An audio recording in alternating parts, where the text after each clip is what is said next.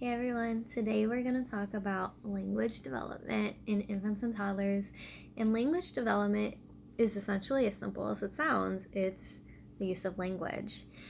However, this also includes, in addition to like the oral language, uh, it includes nonverbal communication cues. And like language can be receptive, which is your understanding of what someone says, and expressive, which is your usage of language to communicate to others. So humans are born with an aptitude for language to communicate with one another. We start from birth reaching out to the world and anticipating a response back. And we spend the rest of our lives trying to hone our language skills, our communication skills, in order to form bonds with others. And language, no matter like what form, what language you speak, even sign language counts as a language. Any language you speak follows a developmental pattern, and it's very indicative of the human experience. So I'm going to share with you some activities that help foster development in the language domain. They really work on specific skill sets that help with the like reception and usage of oral language, and also as children begin to age and develop the foundational skills, they're able to begin honing skills in written language. So first is activities for infants, and these can start from day one, and they should continue as a person grows. But the first activity is to mimic and imitate what the infant says or does. So infants, they go through like the really like a crying stage where they tell all their needs that way, but then they'll also develop skills in cooing, and then later in babbling, and then later on in like the one word speech. And toddlers will get telegraphic speech before they're able to make full sentences. But this all starts with practicing the serve and return conversations. So like turn taking conversations. So like you speak, they speak, you speak, they speak. And even though it's not like verbal language, like we can talk, it's still giving the infants practice of the conversational turns, what conversation should be like.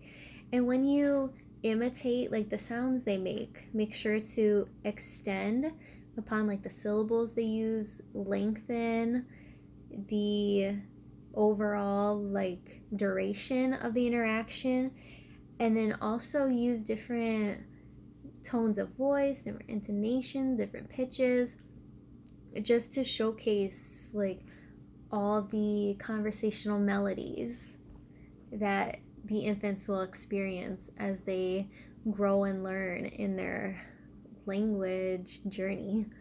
Another activity, and it's a really, really great one and simple, is to use nursery rhymes and lullabies. There's a reason why nursery rhymes and lullabies have stood the test of time and are passed down from generation to generation to generation.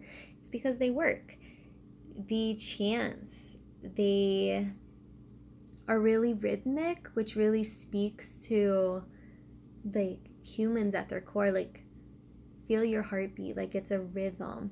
So we're used to having that rhythm, and it's something we go back to and rely on just as part of like our human nature.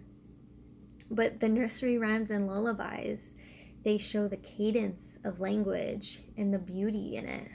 And they're just really great activities to do with your child, very social skill building as well.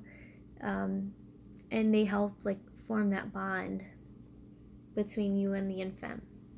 And then for the young toddlers, and these are like the 1 year olds, one really great thing to do is just have a variety of books. Have books on different subjects. Your child may like cars, have a bunch of books on cars. They might like farm and animals. get a bunch of books on animals.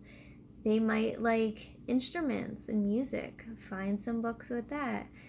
Find some books like that showcase different cultures, different family styles, people with differing abilities. Just having a very wide variety of books that your child is exposed to not only helps them expand their vocabulary and ignites a passion to learn about the world, but it also shows them how to use a book. Practice makes perfect. When you're reading to them, they're learning so many things, like intrinsically. Like, books go from front to back. Each page tells a story. There's a plot to books.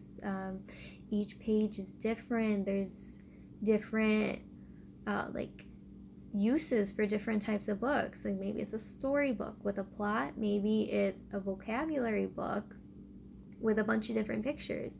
Your child picks up on these things, and just exposing them to a wide variety is a really great thing to do to get them prepared for early literacy. And then another activity is vocabulary cards. And this can be as simple as having like a printout of a picture, let's say like a picture of a cat, and label it with cat. Or you can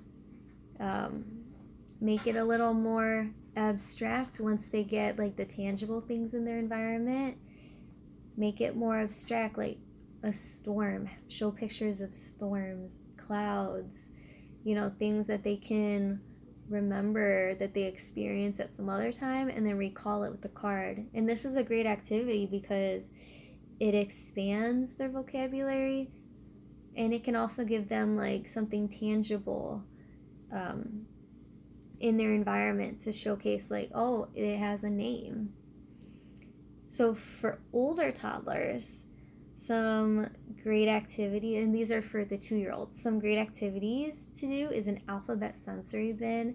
This is one of my personal favorites. You just take a bin, and you can buy like a wooden board puzzle with alphabet letters that you can take out, and just take the letters and put them in this bin and fill the bin with random things, like whatever you have around the house. It could be like uncooked pasta, it can be pom-poms.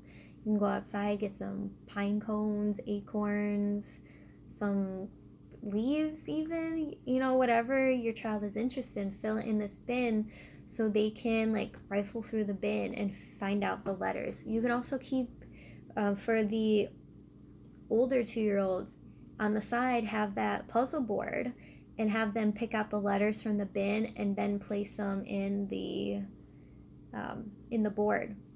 And you can even extend this activity for the preschool age. Even like 4 and 5-year-olds even can be interested. You can fill the bin with, instead of random objects, you could fill it with items that match each letter. Like, you put some acorns in there to A, so they would find the A and then find the item that matches with it. So like A for acorns, B for ball, C, you can do like a little ear of baby corn, anything that like matches a letter. Just find like a miniature object of it and put it in there, and work with your child and help them. You can even have like a cheat sheet on the side that shows like what they're looking for, and a little like page where it shows the letter and next to it the picture of the object they're looking for, and they can put it there and match it.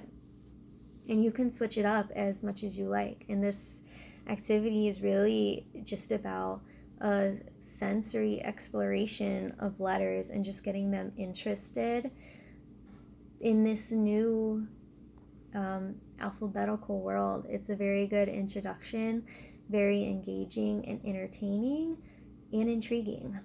So they'll want to keep coming back to this. And then another activity is a picture to word puzzle. So this would be like a little like miniature puzzle. So you would have one piece that is a picture, and the next piece that is either like the word that matches it or the letter that matches it. And you can make these or you can buy them. You can do either way. But this is a really good activity to recognize that a written word has a meaning. And when you purchase or make one, I would make sure there's like a little like code kind of to help them, whether that's like a color coding. So like the puzzle piece would be like outlined in yellow, the two that would match, or the two that would match would be outlined in blue, just so they can just help distinguish which piece goes where. And then it's a good way to like build a foundation. And as your child gets older, you can also expand upon this activity too to the preschool age, where you can like make one with them. They can like cut and paste, like let's say a cow, okay? You can cut and paste the picture of a cow, put it on a card, write the word cow, and then cut it in half horizontally, so you have the top of the word in picture and the bottom of the word in picture, and just make a bunch of these cards like this, and then they can go in and then match them and match up like the picture to picture, and then the pieces of the letters to the pieces of the letter. And that's just a really good way to work on like recognizing that words do have meaning. And in all of this, that all of these activities, they showcase early language skills, early literacy skills, and they form the foundation for all later learning, like the reading and writing your child will do in grade school. The foundation starts here in infancy and toddlerhood, and it just grows and grows. Thanks, guys.